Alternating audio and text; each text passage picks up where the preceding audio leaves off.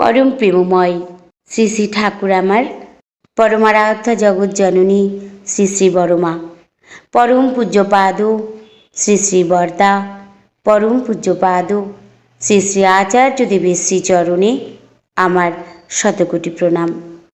আমি শ্যামলী দেবনাথ। শ্যামার পরিবার চ্যানেলের সকল ভাই ও বোনেদের জানাই জয়গুরু ও ভালোবাসা। আমি শুরু করছি ইষ্ট প্রসঙ্গ আলোচনা। মহাপুরুষদের জীবন ও বাণী পর্যালোচনা করলে দেখা যায় তারা সাধারণ মানুষের মতো জন্মগ্রহণ করলেও এক বিশেষ স্তরে সব সময় আসীন থাকেন। জন্মকাল থেকে তারা অসীম প্রেম দিয়ে মানুষের প্রেরণার উৎস হয়ে ওঠেন।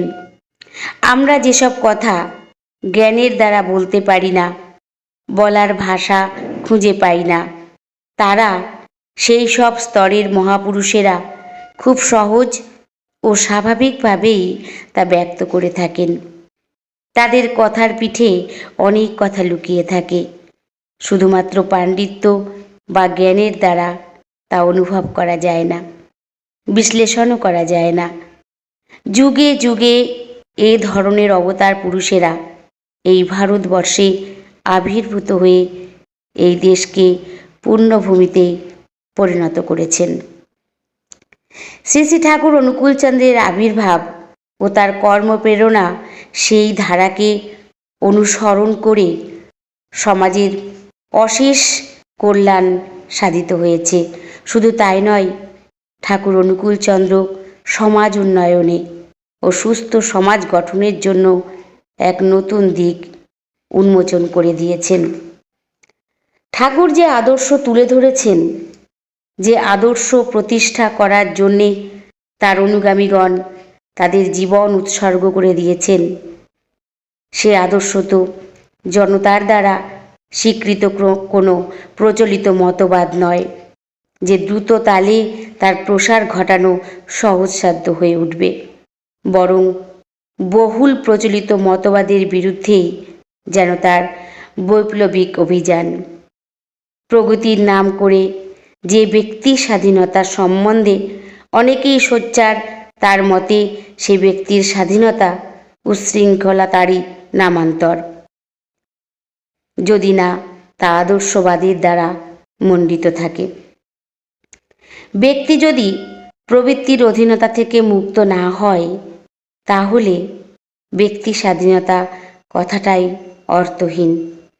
তেমনতর মানুষের সংসারের কাছে কোনো কিছু দাবি করার নেই, কারণ দাবির অধিকার তো মানুষের নেই, আছে মনুষ্যত্বের।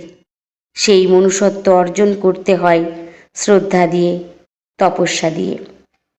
বর্ণহীন শ্রেণীহীন সমাজের পরিকল্পনা অবৈজ্ঞানিক, অবান্তর এবং অকল্যাণকর। তার মতে সমাজের সুষ্ঠু বিন্যাসের জন্য বর্ণাশ্রম ধর্মের আদর্শ অপরিহার্য। তার একদিকে থাকে যথার্থ ধর্মের অনুশীলন, যা মানুষকে করে সংযত এবং সংবেদনশীল, আর অপর দিকে থাকে বর্ণানুবৃত্তি গ্রহণ, যার ফলে অশুভ উপজীবিকার প্রতিযোগিতা থেকে পায় অব্যাহতি, লাভ করে নিজের উৎকর্ষ, সমাজকে করে সম্পদশালী। তিনি চান যথেচ্ছ বিবাহের পরিবর্তে জীববিজ্ঞান ও প্রজনন বিজ্ঞান ভিত্তিক পরস্পরের পরিপূরক বিবাহ ব্যবস্থা, যার ফলে শ্রেষ্ঠ জাতকের আবির্ভাবের সম্ভাব্যতা অধিকতর হয়ে ওঠে এবং সর্বোপরি ধর্মবিধৃত সামগ্রিক জীবন, আহার বিহার, শিক্ষা, সমাজ, লোক ব্যবহার, পারিবারিক নীতি, গার্হস্থ্য নীতি সব কিছু মহাপুরুষ ও ঋষিদের অনুশাসিত নীতি ও বিধিমত নিয়ন্ত্রণ করা। এ যুগের উচ্ছৃঙ্খল ধর্মবিরোধী, শ্রদ্ধাহীন, উৎকেন্দ্রিক জীবন চলনার সম্পূর্ণ বিরোধী। তার সেই মতবাদ হয়তো জনচিত্তকে খুশি করতে পারবে না। জনচিত্তকে খুশি করে না চললে, সত্য জিনিসটা স্পষ্ট উচ্চারণ করলে তথাকথিত জনপ্রিয়তা হয়তো কমে যেতে পারে, কিন্তু এসবের ঊর্ধ্বে থেকে যিনি জনতার রুচি নির্মাণে আত্মনিয়োগ করেন, সার্থক পথ নির্দেশ করে মানুষের কল্যাণের পথ প্রশস্ত করে দেন, জনমানসে তার আসনে কিন্তু স্থায়ীভাবে সুপ্রতিষ্ঠিত হয়। সমস্ত অন্তর দিয়ে তাকে দেশের মানুষ শ্রদ্ধা করে, করজোড়ে তাকে প্রণাম করে নিজে ধন্য হয়। লক্ষ লক্ষ নরনারীর হৃদয় মন্দিরে তার পূজার আসন এমনি করেই আজ সুপ্রতিষ্ঠিত। ঠাকুর তো শুধু একটি ব্যক্তি নন, একটি ব্যক্তিত্ব। এই ব্যক্তিত্বের কাছে সবাই নতি স্বীকার করে, আর তো জ্ঞানী জিজ্ঞাসু সবাই ভিড় করে। তিনি দুষ্কৃতকারীকেও আশ্রয় দেন বটে, কিন্তু দুষ্কৃতির প্রশ্রয় দেন না। শাসন না করেও তিনি শোধন করতে জানেন, কঠিন না হয়েও সৎপথে চালিত করতে পারেন। সর্বপ্রকার উত্তেজনা রহিত হয়ে যেন উচ্ছৃঙ্খল লোকই হোক না কেন তাকে নিয়ন্ত্রণ করতে জানেন।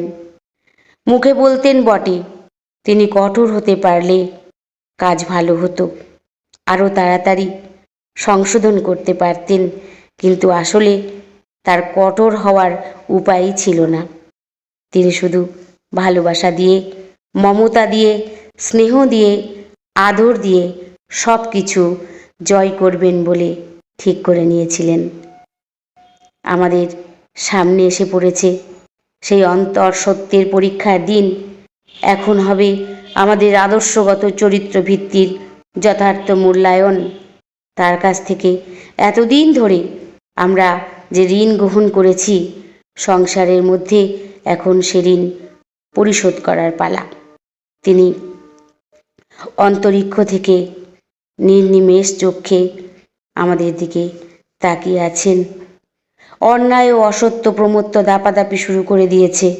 এই দুর্দিনে আমাদের একমাত্র আশার কথা, একমাত্র ভরসার কথা, একমাত্র সান্ত্বনার কথা, আমরা একেবারে নিরাশ্রয় নই। ঝড় যত প্রচণ্ড বেগেই নেমে আসুক না কেন, বাতাস যত জোরেই বয়ে যাক, তার দিব্য জীবন উৎসারিত আলোক স্ফুলিঙ্গ নিয়ে আমরা যদি দ্বীপ হয়ে জ্বলে উঠতে পারি, তবে সে দ্বীপ অনির্বাণ প্রজ্বলিত রাখবার জন্যে, তাতে শক্তি যোগাবার জন্যে, তেল সরবরাহের জন্যে, উস্কে দেওয়ার জন্যে, সমস্ত ঝড় ঝঞ্ঝা থেকে আড়াল করে সযত্নে বাঁচিয়ে রাখবার জন্য তিনি রেখে গেছেন আচার্য পরম্পরা। প্রতিনিয়ত পরম পূজ্যপাদ শ্রী শ্রী আচার্যদেব কত মানুষের সমস্যার সমাধান করে চলেছেন। আসুন আমরা সকলে মিলে পরম প্রেমময় শ্রী শ্রী ঠাকুর অনুকূল চন্দ্রের নীতিগুলি মেনে চলব। তিনি যেভাবে বলেছেন তাকে অনুসরণ করে নিয়মিত সেই কাজগুলি আমরা যদি অক্ষরে অক্ষরে পালন করি, তাহলে আমরা ভালো থাকব, আমরা সুস্থ থাকব, আমাদের জীবন মধুময় হয়ে উঠবে। ঠাকুর ধরে আমরা সকলেই ভালো আছি। জয়গুরু। সবাই ভালো থাকবেন, সুস্থ থাকবেন। পরম দয়ালের শ্রীচরণে আমি সকলের জন্য মঙ্গল প্রার্থনা করি। জয়গুরু। বন্দে পুরুষোত্তমম।